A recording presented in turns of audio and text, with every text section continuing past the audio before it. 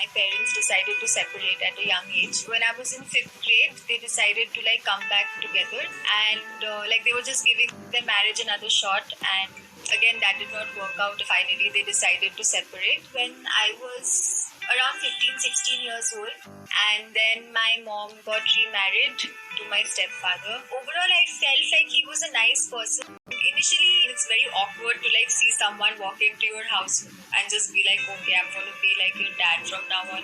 But eventually that awkwardness eased out and we became quite close. I was very bad at math. He did his engineering, so he used to help me out with the maths that I could not do. We started spending more time together. We started bonding over small things that we used to have in common. One day I just had a bad day at school. I came back from school. I was having a headache, so I asked him if he could just press my head.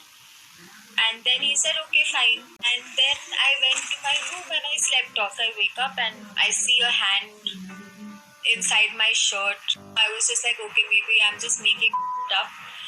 And then I started crying, and then I was like, no, I'm definitely not dreaming, and the hand was still there. I was too taken aback by what was happening to react to it. I was hoping that, when I turned to the other side, maybe the position would not give him access, but turns out that did not really work. So I just froze. I did not think he realized that I was awake. So he went on for some time, and when it was time for him to leave for his work, he left and I ran to the washroom. I was devastated. I did not know who to call up, to be honest. I felt disgusted with my body. Initially, nobody believed me.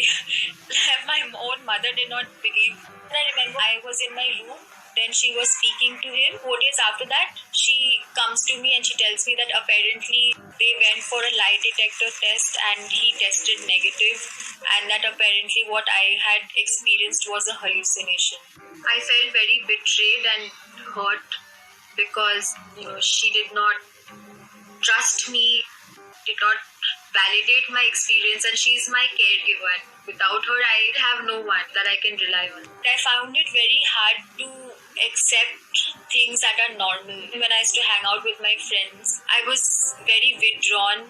I wouldn't speak much. Fast forward to college, second year, undergrad, I had a breakdown episode of sorts. Since I had repressed a lot of my emotions and a whole part of myself, that sort of started coming out with my friends. I even tried running away from home and threw tantrums. That was the time that my mother decided to she sent me for a form of group therapy. She told me that if you feel that he has done this thing to you, maybe you should go and talk to him about it. So when I went up to him, he was like, I did not do anything. What are you talking about? That sort of a reaction. It was last year when my mother and myself had a conversation about this after he passed away. That if he has done this to you, I'm really sorry that, I did not believe you, but he was not a good person. Now I feel the relationship is bettering. It's not where it was 5-6 years back. To all the people, girls and guys included, who have experienced any form of child sexual abuse or any sort of abuse, there might be people who believe you and there might be people who might just not believe. But the important thing is that you keep that faith, you keep that belief in your strength.